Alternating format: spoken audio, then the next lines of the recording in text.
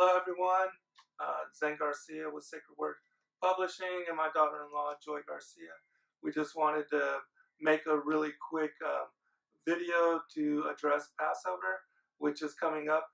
April 6th was the sighting of the waxing crescent, and so it will be the Friday following, and then Sabbath will be every Saturday this month thereafter, aligned with the quarterly phases.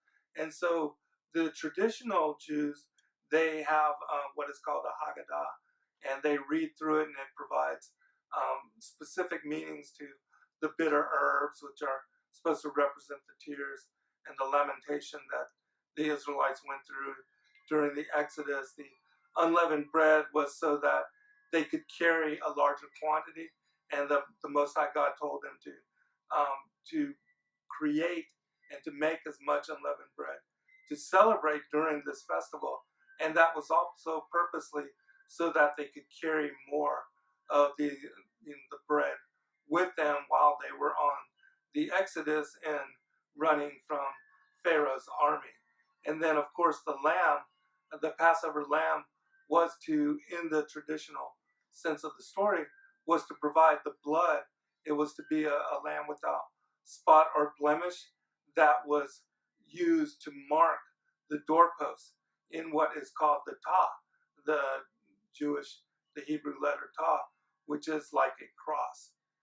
And so they marked the doorpost, and it showed to the angel of death that came that night at midnight who to spare and to not strike down the firstborn that was living within that home, within that residence.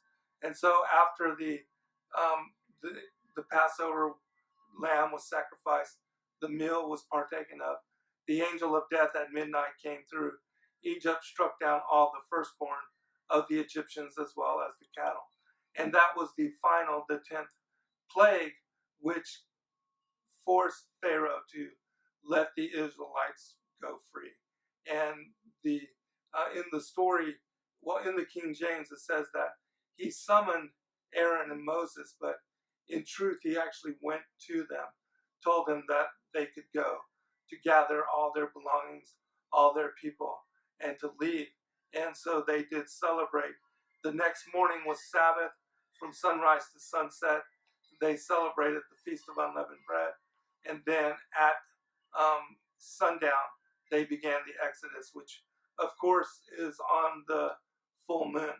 And for those that do know about and follow the calendar that was given to Moshe and the Israelites during the Exodus, that it was without a doubt a lunar solar calendar.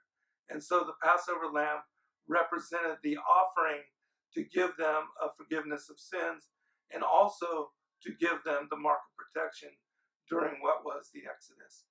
When you understand that it is linked to the first coming of Christ and the incarnation of Christ, and that the first festivals, the spring and the summer festivals, were fulfilled by him, you understand that it was very important that even the Passover meal was his last meal before being crucified. And so he was actually the Passover lamb, crucified on the 14th of Nisan, entombed, and then on the 16th of Nisan, he resurrected as the high priest in order to fulfill what was the day of first fruits. And he and Adam and the others that he resurrected with him, they became the first fruits of the resurrected dead. And then we have, in the traditional story, 40 days later, that Moshe and the people, the Israelites, met God on Mount Sinai and received the law, the Torah. And it was also during the life of Christ that when he was crucified and died and resurrected, 40 days later, the Holy Spirit came upon the apostles, and they were then able to speak in tongues and to bring the law, and through the Great Commission, to bring the gospel to all the people.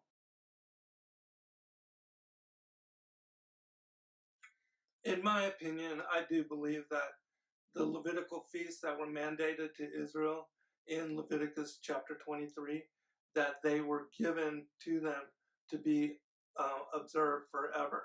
And that we growing up, and that the Jewish traditions are part of what have now become the Christian faith. I do believe that we should honor the Most High in the way that He mandated for us, and that these celebrations of things like um, Easter, Christmas, Halloween, that these are pagan holidays that were created in order to kind of replace the Levitical feast days, and that those are actually idolatrous practices, and that when we celebrate those particular holidays, that we're actually participating in paganism. And so it is my choice and my family's choice that we do observe Passover, and especially since we know that Christ was the Passover lamb, that He was the lamb without spot or blemish that was sacrificed for the sins of the world. And that also, because we know that the three remaining feasts, the Feast of Trumpets, the um, the Day of Atonement, and also the Feast of Tabernacles, those three feasts not being fulfilled, that Christ at the end of days with His second coming, He will fulfill them as well, exactly in the way that they were laid out by the Most High God in Leviticus 23. And so it shows to us that He and the Father are one, because Yahweh put into place in Israel, gave them these holy days to observe forever. And then Christ as the Son, when He incarnated into the flesh, both in His first and His second coming, He will be fulfilling the Levitical feast days, the 7 feast days that God had mandated for Israel to observe. And so they are important to Yahushua and also to the Most High God, in telling us, to take no other gods before Him, and also to honor and celebrate the Sabbath that these Levitical feast days are aligned with, especially unleavened bread, Passover, the Feast of Tabernacles, and Tishri, that they are aligned to the Sabbath of the full moon. And so they are important to them, and I think that we should at least acknowledge them, even if you don't participate or celebrate, that you should recognize that there is some importance there with God. And I think that in acknowledging that it doesn't hurt to celebrate, Passover. That and I think it's a beautiful meal, especially when you understand the story of how the Lamb gave them protection during the Exodus, and that it was the final step which forced Pharaoh to release them from the bondage of Egypt, and that God had promised even to Abraham and to Joseph and the other 12 patriarchs. He told them prophetically that He was going to free them from this bondage after 430 years of their enslavement there in Egypt. And so it's an incredible event and occurrence and happening, and the prophecy, it's a promise that God would set us free, and it's also with Christ, it's a promise that He will redeem us and raise us again to our glorified bodies, and that He will then allow us to enter into the Sabbath rest, the millennial rest with Him. So I do believe that, it has importance, has its significance, and should at least be acknowledged in that way. But it's not, it's personal choice.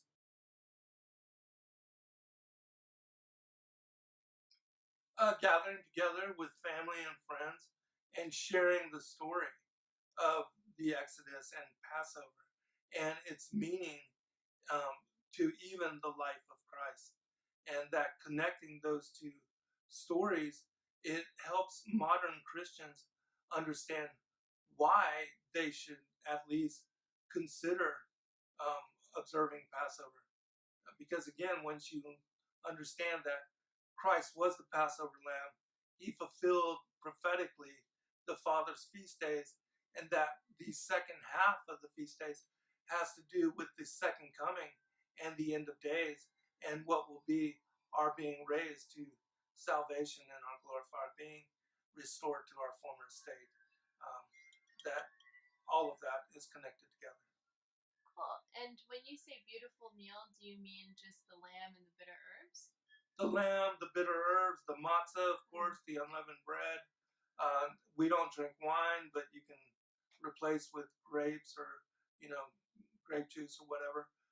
My son and myself, we decided a long time ago that during the Passover meal of Christ in the Last Supper, he said that he would not partake again of the wine until all of us gathered together in what would be the marriage supper of the Lamb, when he, as the bridegroom, comes for the bride, and then we celebrate together what would be salvation through him.